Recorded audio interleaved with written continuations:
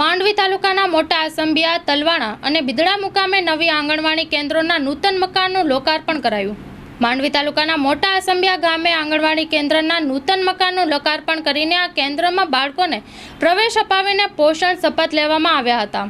મોટા આસંબિયા ગામે જિલ્લા વિકાસ અધિકારી એસ.કે. પ્રજાપતિ તથા આઈસીડીએસ જિલ્લા પ્રોગ્રામ ઓફિસર ડી.ડી. પંડ્યાના માર્ગદર્શન હેઠળ માંડવી ઘટક 1 નાના આસંબિયા સેજા હેઠળ આવતા મોટા આસંબિયા આંગણવાડી કેન્દ્ર નંબર 1ના નવા મકાનનું ધારાસભ્ય અનિરુદ્ધ દવે સહિતના અધિકારી કર્મચારીઓની હાજરીમાં કરવામાં આવ્યું હતું।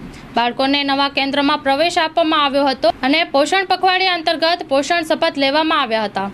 પોષણ રંગોળી કરીને ઉજવણી કરવામાં આવી હતી। ધારાસભ્યએ નાના ભૂલકાઓને પૌષ્ટિક આહાર અને પૂરક પોષણની સેવાને બિરદાવી હતી અને ભૂલકાઓ સાથે નીચે બેસીને ભોજન કરેલ હતું।